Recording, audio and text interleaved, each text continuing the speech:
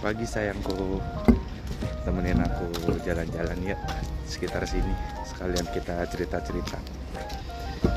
Jadi ini hari Sabtu, anak-anak masih pada tidur. Jadi aku keluar sendirian ini. Cuman ya pengen lihat suasana pagi di sini aja sih. Di dekat kawah-kawah sini kan biasanya kan kita jalan ke arah Himejijo kan. Nah kali ini kita ya udah muter-muter di kawah ini, di sungai ini aja. Tapi kalau kata diri sih ya lumayan ramai, orang-orang pada jogging kayak gitu. Cuman belum tahu, aku belum pernah soalnya, ini baru mau coba.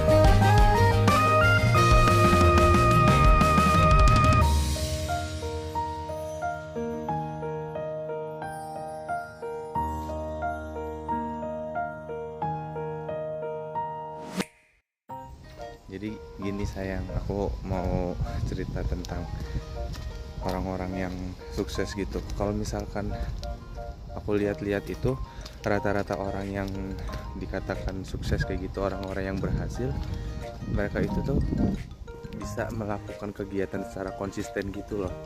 Misalnya nih, kalau misalkan kayak bikin konten kayak gitu-gitu kan banyak tuh kalau sekarang di TikTok kayak gitu. Bahkan yang ada yang bikin konten gini, dalam seminggu orang-orang juga udah bakalan lupa apa yang lo lakuin hari ini kayak gitu. Ngomong sendiri di depan kamera, di tengah kerumunan orang kayak gitu. Orang-orang itu sebenarnya ya cuman ngeliat kok dia aneh kayak gitu kan, kok berani dia ngomong sendiri di depan kamera, padahal nggak ada nggak ada skrip, nggak ada apapun kayak gitu, asal ngomong aja di tengah kerumunan orang kayak gitu. Dan ya pada kenyataannya emang kayak gitu sih. Apa yang kita lihat hari ini tuh, apalagi kalau misalkan itu bukan momen yang tentang diri kita, ya itu udah pasti bakal kita lupain gitu nggak sih? Nggak yang begitu urgent lah buat kita gitu. Makanya kayak aku pikir kenapa aku nggak coba untuk konsisten aja gitu. Toh sejauh hidup ini yang udah aku lakuin, aku ya gini-gini aja. Jadi sekarang aku mau coba konsisten bikin konten, entah ada yang nonton ataupun nggak ada yang nonton kayak gitu. Bahkan ini buat buat dokumentasi kayak gitu kan, seperti yang biasa aku bilang di video-video sebelumnya, buat dokumentasi kalau aku itu pernah ada di sini, pernah hidup di sini kayak gitu loh. Dan ini mungkin untuk hasil editannya juga masih jauh banget dari kata sempurna.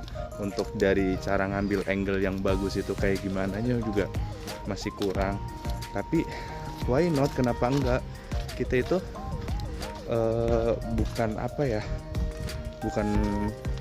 kalau misalkan nih kita berpikir oh harus bagus nih, harus perfect nih biar bagus, biar banyak yang like, yang nonton segala macam, ya pada kenyataannya belum tentu. Kalau pun misalkan kita bikin semaksimal mungkin, sebagus mungkin orang melihatnya itu tuh bakalan keren kayak gitu. Tapi siapa kita sih? Kita itu kan di dunia ini bukan siapa-siapa kan, apalagi dibandingin sekian miliar orang yang punya kelebihan keunggulan masing-masing kayak gitu. Jadi ya udahlah, bertahap aja. Atau kan dulu kayak Mark Zuckerberg juga bikin Facebook, dia nggak langsung jadi Facebook gitu, dia itu ada tahapannya. Jadi bukan yang ujuk-ujuk tiba-tiba jadi Facebook kayak gitu tuh, enggak gitu. Makanya cobalah kita buat konsisten bikin konten kayak gitu, sama kegiatan-kegiatan positif yang bisa kita lakuin kayak gitu. Misalkan kayak habit yang mulai kita bangun pagi, terus sholat, terus masak kayak gitu-gitu, hal yang kelihatannya sepele, tapi kalau misalkan orang yang orang yang ogah-ogahan mager kayak gitu kan belum tentu dia bisa ngelakuin itu gitu kan, diliatin orang-orang. Tapi ya aku nggak peduli sih, ya bodo amat gitu kan, orang juga mau mikir gimana, toh mereka nggak kenal aku juga siapa. Terus nih kenapa sih kayak kita itu harus harus konsisten kan gitu kan pertanyaannya, alasannya apa gitu. Sekarang pertanyaan itu dibalik jadi gini, kenapa sih kita nggak harus konsisten? Dengan kita nggak konsisten itu kita udah ngehasilin apa? Khususnya dari hal-hal yang bisa kita lihat aja gitu kan. Contoh misal kayak kita itu rajin olahraga kayak gitu. Kalau misalkan kita konsisten, badan kita itu kan bisa bagus kayak gitu kan. Jadi otot-ototnya bisa kencang semua kayak gitu. Sedangkan kalau misalkan kayak kita nggak ngapa-ngapain nih, mungkin tenaga kita masih ada karena kita masih muda. Cuman apakah itu akan bertahan lama sampai nanti kita usia lanjut mungkin 40, 50, 60 kayak gitu. Itu pasti akan ada perubahan gitu loh. Pasti akan berbeda orang yang konsisten olahraga sama orang yang nggak ngapa-ngapain, kerjaannya tidur-tiduran mungkin kayak gitu. Itu tuh pasti bakal jauh berbeda gitu kan. Terus nih kan dulu kan aku kan ngerokok ya, sekarang aku berhenti ya karena pengen pengen hidup lebih lama lah tuh, ingin hope-nya itu tuh hidup lebih lama biar bisa bahagia sama sayang gitu kan, nyampe tua nanti biar bisa sehat kayak gitu. Itu tuh ternyata emang dimulai dari hal-hal yang konsisten gitu loh. Sekecil kayak kita coba pengen ngerokok nih misal, kayak yang aduh anjir pengen banget nih gitu kan, pengen banget ngerokok nih, gimana ya, ya udah ditahan kayak gitu, ditahan mungkin pas waktu aku sih dialihin ya, kayak pas pengen ngerokok ngapain sih, ya udahlah aku scroll TikTok atau baca kayak gitu. Lama kelamaan bakal jadi biasa. Justru malahan sekarang ya yang aku rasain itu ketika nyium bau rokok, asap rokok kayak gitu tuh jadi aneh, baunya jadi aneh. Itu salah satu contoh kecil lah ya dari konsisten untuk kita coba berhenti ngerokok kayak gitu kan. Sama ternyata hal-hal kecil ya yang kita lakuin yang menurut kita itu gak bermanfaat, ataupun pada saat ini tuh kita gak ngerasain apa-apa kayak gitu kan, itu tuh bisa ngaruh banget gitu loh dalam akumulasi waktu. Misalkan kan aku baca bukunya si Morgan yang Psychology of Money. Nah di buku itu ada contoh nih, jadi ada 3 orang kayak gitu, dia ngasih contoh 3 orang, lupa lagi namanya siapa. Pada intinya gini, si A ya, ABC aja kita bilang, si A dia itu pada tahun 1990 mulai nabung, kalau nggak salah 1990 kayak gitu, mulai nabung saham kayak gitu, tiap bulan $1. Dia itu nggak peduli entah itu resesi, entah itu kejatuhan ekonomi ataupun perang dunia atau apapun lah kayak gitu, dia nggak peduli. Pokoknya yang dia lakuin itu hanya tiap bulan ya dia naruh di saham kayak gitu aja. Terus si B itu kayak gitu juga, setiap bulan dia naruh di saham, cuman ketika dia itu dengar dari para pakar misal, dia itu akan ada resesi ataupun akan ada kejatuhan ekonomi dan sebagainya lah, yang bisa bikin harga-harga si saham itu tuh jadi turun kayak gitu. Terus dia itu setiap ada hal yang kayak gitu, dia mulai narik mulai di cash, mulai diubah ke cash gitu loh uangnya. Jadi bukan saham lagi. Nah terus pokok setelah si resesi itu selesai, dia itu mulai dibelikan saham lagi kayak gitu. Terus ada yang ketiga itu, dia itu setiap bulan nabung $1. Cuman setelah dia setelah kayak ada berita tentang resesi kayak gitu-gitu, dia itu sebulan kemudian gitu sahamnya kayak dijual kayak gitu. Setelah resesi berakhir 1 bulan kayak gitu kan, dia baru mulai beli lagi. Dari ketiga itu, dalam bukunya itu ternyata yang hasilnya jauh lebih besar itu si A ini.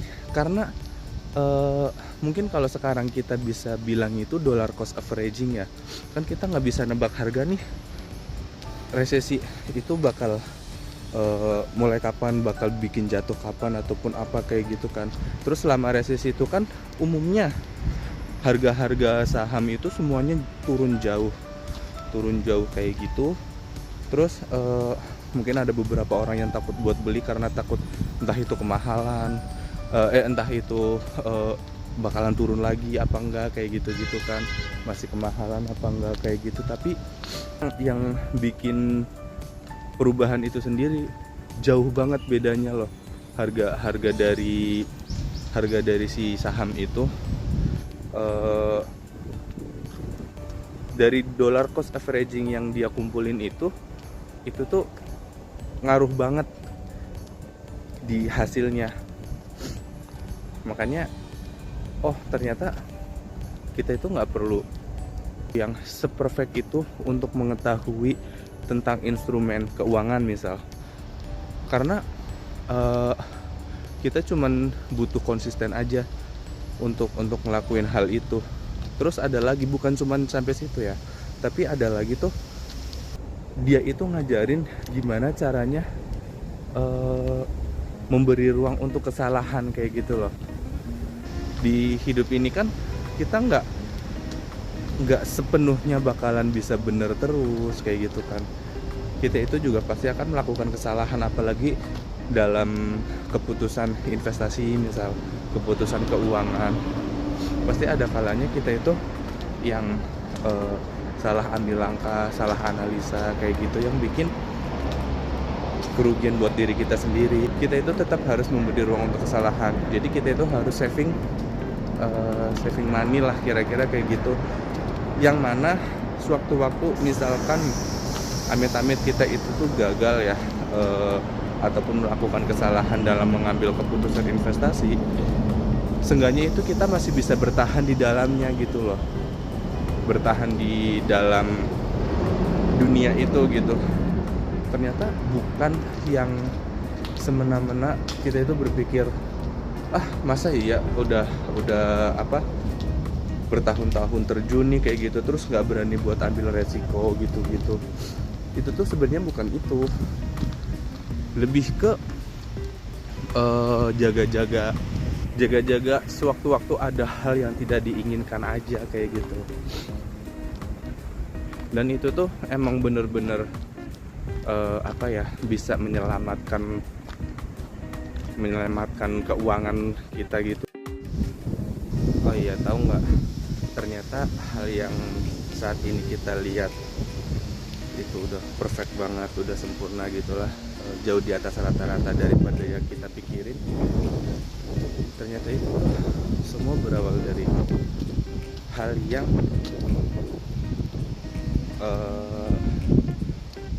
bukan hal yang luar biasa gitu loh, tapi karena dia itu berani untuk mencoba terus, konsisten terus. Kita ambil contoh aja ya, kayak di aku sendiri aja deh. Dulu aku itu di depan kamera bener-bener sama sekali susah banget buat ngomong kayak gitu, apalagi nyampe pas sendiri ya apa sih, hang banget gitu loh buat ngobrol di depan kamera. Sekarang aku coba paksain, terus coba gimana caranya ngobrol, apa ya, monolog kayak gitu di depan kamera, dan ya ternyata biasa aja, bukan hal yang susah-susah banget kayak gitu loh. Tapi itu setelah beberapa kali aku nyoba kayak gitu kan, tetap aja aku pikir kan, lah ya udah sih, kalau misalkan emang nanti hasilnya jelek ataupun memang nanti salah ngomong atau apa, toh kan kita juga belajar gitu, kita nggak sempurna kan. Kalau misalkan semua harus sempurna kan berat gitu. Terus apa gitu kan, aku mikir apa ya yang mau diomongin di depan kamera kayak gitu. Itu aku bingung tuh mau ngomongin tentang hal apa. Terus sayang bilang kan, ya udah sih, nggak usah peduliin lah mau gimana apapun isinya, pokoknya bikin aja kayak gitu. Terus aku pikir ya juga ya, terus juga kalau misalkan video ada isinya pun apa ya, emang harapan kita itu apa kayak gitu kan. Banyak yang nonton, banyak yang suka, banyak yang apa ya, ngeriak ataupun dapat pujian segala macam gitu. Emang kita siapa? Kita siapa kan, kita harus tahu diri juga siapa kita juga kayak gitu kan. Jadi ya udah sih, sebenarnya semua itu berdasarkan kebiasaan kita aja gitu loh dalam melakukan sesuatu. Kalau misalkan memang kita terbiasa gitu kan buat ngelakuin hal-hal yang positif kayak gitu, hal yang positif itu kan pasti dapat impact yang positif juga. Pasti ada aja lah nanti hasil yang kita dapetin. Ya mungkin secara personal di diri kita nih, misal sederhana kalau kita nanti ngelakuin kesalahan ataupun kita itu ngerasa mau nyerah kayak gitu loh. Kan dulu kamu pernah bikin video sambil jalan kayak gitu, jalan-jalan yang mana diliatin orang, itu aja kan kamu bisa kayak gitu kan, dan gak peduli juga gitu ya. Suatu saat misalkan kayak ada masalah ataupun gimana, kan namanya orang hidup kan pasti ada aja masalah ya, ada apa ya, kita itu punya pemikiran bahwa ya orang lain cuman pengen nonton kita nih gimana kita itu bisa melalui masalah ini kayak gitu loh.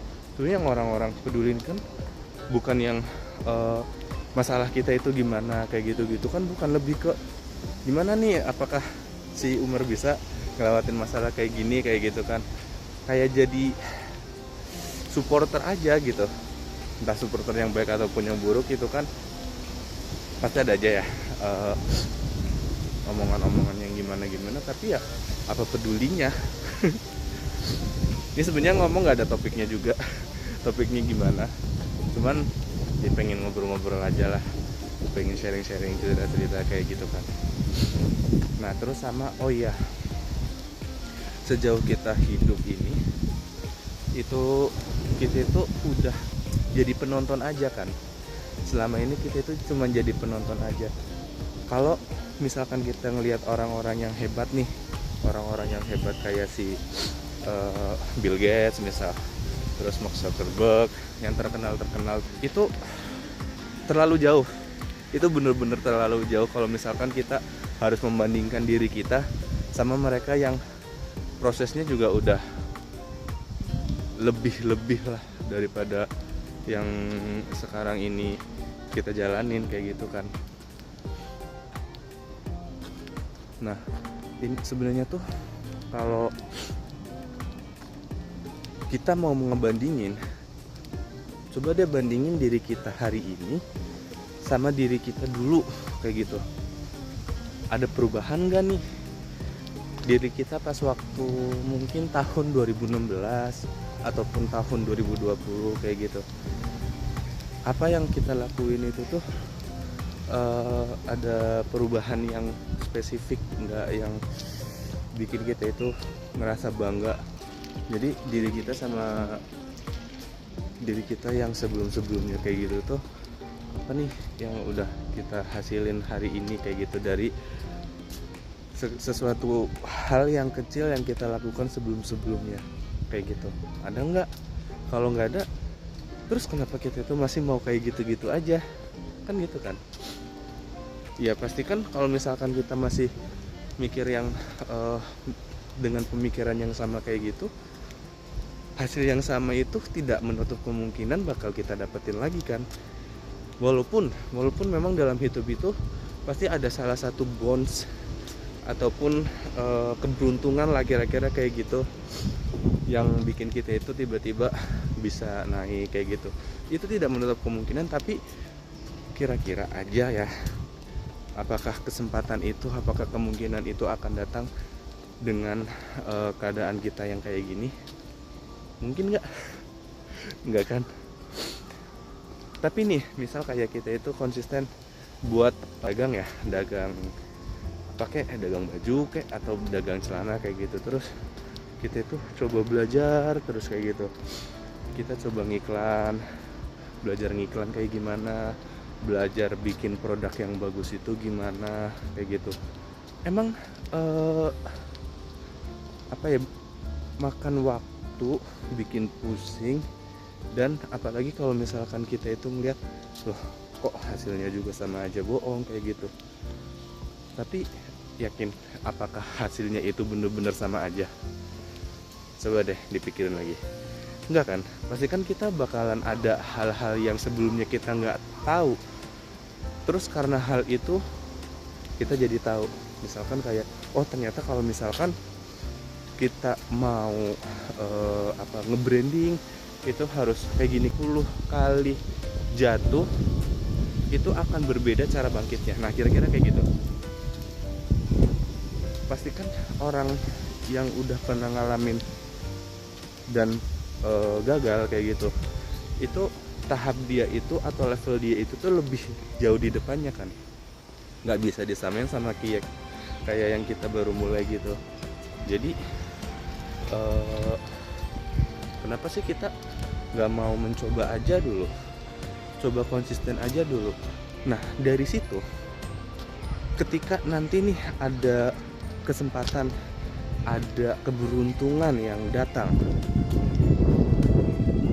pastikan lebih gede dong. Ibaratnya itu kalau di matematika peluangnya itu tuh jauh lebih gede orang yang melakukan sesuatu kayak gitu kan, daripada yang nggak ngelakuin apapun. Makanya kayak aku sekarang ya udahlah, toh aku juga udah pernah hidup yang nggak ngapa-ngapain, banyak pikiran, berhayal untuk jadi orang yang berhasil, orang yang dibanggakan kayak gitu, khususnya sama orang-orang terdekat, orang tua.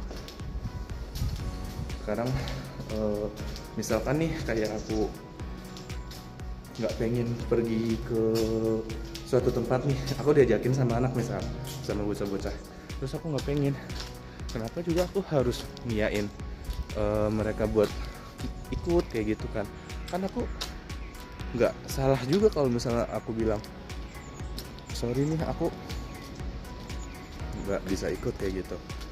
Dan ternyata setelah aku praktekin kayak gitu, menolak ajakan temen buat ke suatu tempat misal kayak gitu, itu tuh bukan suatu hal yang salah loh, bukan beban juga buat kita. Justru kita akan jadi beban untuk diri kita sendiri kalau kita itu berusaha nerima semua yang orang lain pengenin kayak gitu. Dalam artian ayolah kita kesini aja, ayo kita kesana aja kayak gitu, ya kan? Terus kayak sekarang kalau aku misalkan contoh sederhana pengen apa kayak gitu kan, ya aku tetap coba ngajak teman kayak gitu kan. Pengen pergi kemana, ke Supa misal, aku tetap ngajak teman kayak gitu. Tapi kalau misalkan teman nggak ada yang bisa, ya aku nggak maksa juga. Toh emang apa salahnya kalau misalkan kita pergi sendiri kan? kita jalan sendiri kayak gitu kan biasa aja. Atau juga ada temen, ya paling bedanya cuma ada temen ngobrol aja. Tapi kalau misalkan kayak jalan sendiri, ya udah kayak gitu. Yang penting kan tujuannya itu kemana, jelas kayak gitu kan. Gak yang butuh banget lah buat diajak temen buat bareng kayak gitu. Apalagi kalau misalkan kayak temen kepenginannya, misal aku pengen ke Supa A, temen pengen ke Supa B, aku barang yang dicari adanya di Supa A kayak gitu. Apalagi kalau kayak gitu ya udah, kalau sekarang itu aku ya udah sendiri aja deh, nggak apa-apa kayak gitu. Dan ternyata biasa aja, bukan yang Umar mah gitu mau diajak ke sini enggak kok, ternyata ya biasa aja. Jadi orang yang nggak enakan itu capek nggak sih? Serius capek ya kan? Kayak mungkin teman-teman di sini barangkali ada yang nonton juga bakal ngerasain hal yang sama. Pasti capek kalau misalkan kita itu bukan hidup berdasarkan apa yang kita penginin kayak gitu loh. Kita itu nggak enakan, kita itu harus approve semua omongan orang kayak gitu, itu tuh pasti bakalan capek banget. Dan kayak sayang sendiri nih, terutama sayang sendiri tuh harus belajar bilang enggak loh. Ternyata nggak apa-apa loh kalau misalkan sayang bilang nggak bisa kayak gitu, nggak ada masalah juga.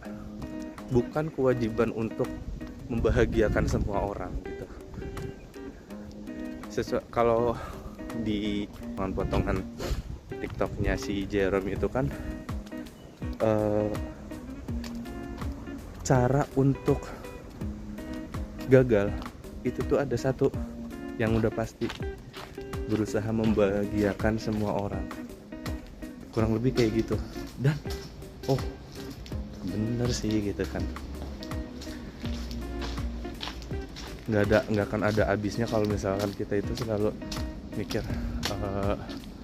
harus kayak gini, harus kayak gitu. Terus kalau kayak saat ini aku sharing aja ya, mungkin buat teman-teman yang nonton kayak gitu. Kayak aku saat ini kan, dulu aku pernah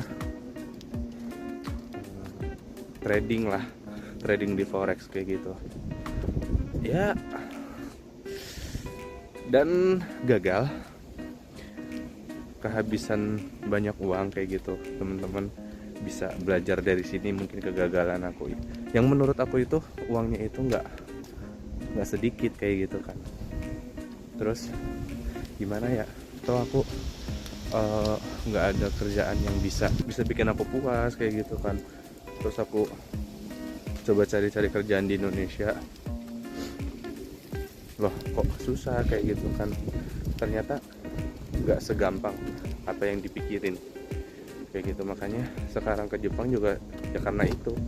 Terus sekarang aku pikir, setelah aku baca bukunya si Morgan juga yang Psychology of Money, kok kita merasa bahwa kita itu harus ngelakuin itu gitu loh. Sebenarnya kan cara untuk sukses itu, apalagi dalam dunia investasi kayak gitu kan, dunia keuangan kayak gitu, bukan yang secara cepat kita dapat uang, tapi lebih ke gimana seni untuk mempertahankan uang itu kayak gitu. Seninya itu di situ loh. Dan setelah aku baca di situ, ternyata dapat sekitar 7%, 8% setiap tahun. Itu tuh gede loh, pengembalian yang luar biasa loh. Terus aku pikir, iya juga sih kayak gitu kan. Dulu itu aku gagal karena ya aku pengen lebih. Terus aku merasa pede kalau aku udah belajar, aku udah ikut kelas, aku udah punya ilmunya kayak gitu. Terus aku pernah berhasil dengan cara yang kayak gini. Psikologi aku kena, alias aku itu jadi merasa gimana caranya nih harus balikin modal yang aku udah hilang di situ kayak gitu. Kalau aku terus-terusan bertahan di dalamnya, aku yakin sih 100% pasti bakalan jauh lebih buruk lagi hasilnya gitu. Makanya sekarang aku mikir buat udahlah, sekarang mah gimana caranya kerja ada uang untuk ditaruh entah di Bitcoin, entah di saham, dan ya udah bodo amat, pokoknya setiap bulan ya, setiap dapat uang itu tuh disisihin, taruhlah misalkan 1 juta kayak gitu di tempat yang sama.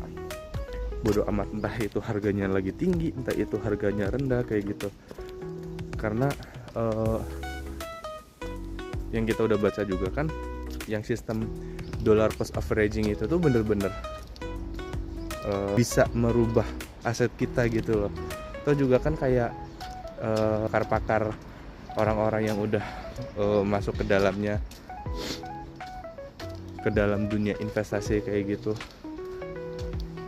semua orang ya rata-rata mikir, oh ini bagus untuk jangka panjang, ya udah setiap bulan taruh kayak gitu. Pakai cara konservatif nggak ada masalah lah, daripada harus kehilangan uang yang kita miliki kayak gitu kan. Bahkan kayak di dalam buku itu tuh ada kata-kata yang bagus banget sih. Jadi kenapa kita harus mempertaruhkan apa yang kita miliki untuk mendapatkan hal yang tidak kita miliki kayak gitu. Apalagi kalau pertaruhan itu bikin kita itu kehilangan apa yang kita miliki. Bener banget sih. Kenapa gitu? Emang ya kita harus banyak belajar lah dari kesalahan kayak gitu. Terus kayak aku sendiri justru malahan belajarnya dari kesalahan diri sendiri gitu kan. Padahal udah banyak ya kesalahan dari orang-orang yang dulu kayak gitu kan, orang-orang yang jauh lebih berpengalaman, tapi ya kayak cuman masuk kuping kanan keluar kuping kiri kayak gitu aja loh. Heran banget sumpah. Makanya aku udah pernah gagal, sekarang aku udah gak mau gagal lagi, dan mempersiapkan gimana caranya kalaupun nanti aku gagal kayak gitu. Terus aku kemarin ketemu obrolannya Raditya Dika sama Atta Halilintar, gimana lu tahu nggak gitu kan, di videonya itu lu tahu nggak cara untuk pensiun itu, hitungan untuk pensiun itu gimana, rumus buat pensiun kayak gitu. Itu tuh caranya pengeluaran kita per bulan dikali 1 tahun, hasilnya dikali 25 kayak gitu. Nah terus setelah itu uang itu tuh ditaruh di instrumen investasi yang bisa ngasih return setahun itu bisa ngasih return sekitar 7% misal kayak gitu. Kemudian lu ambil 4% aja, setelah itu lebihnya ya udah ditaruh, dibiarin aja di situ kayak gitu, ditaruh di situ aja, itu seumur hidup nggak akan habis kalau kata Raditya Dika kayak gitu kan. Terus aku coba hitung, misal kayak aku per bulan itu butuh, apa iya sih, apa benar kayak gitu kan. Misalkan aku hitung nih, misalkan aku pengen butuh per bulan itu untuk hidup sekitar 20 juta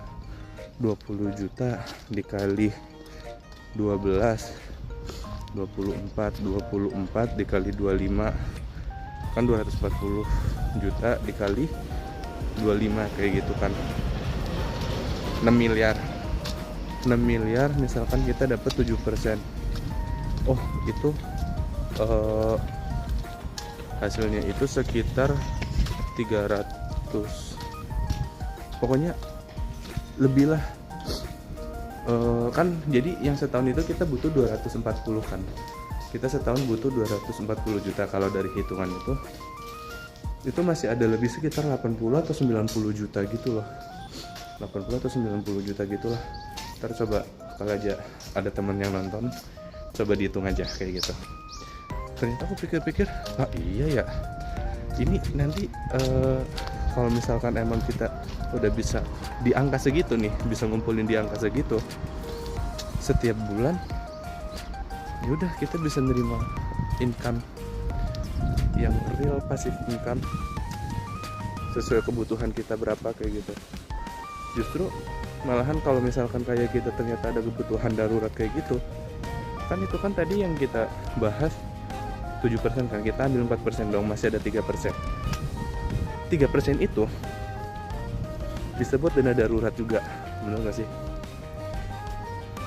Yang tiba-tiba kita butuh kayak gitu. Dan iya lagi, iya sumpah itu harus diusahakan lah gimana caranya biar kita itu bisa pensiun dini tuh. Caranya kayak gitu. Bisa enggak? Bisa. Yakin pasti bisa. Terus untuk mencapai angka itu tuh gimana? Ya wallahu alam, kita hanya berusaha, kita diberi akal, kita harus nyoba kayak gitu kan. Berhasil atau gagal, kita harus coba terus. Ya kali masa dari sekian banyaknya percobaan, usaha kita semuanya gagal? Enggak lah, aku yakin enggak. Karena logikanya semakin kita jago, orang yang semakin jago itu tuh karena dia itu banyak kegagalannya gitu loh. Banyak kegagalan yang udah pernah dia lakuin, makanya dia bisa expert di dalamnya gitu ya. Kayak gitu sih jalan-jalan hari ini udah mau balik ke apa tuh lagi,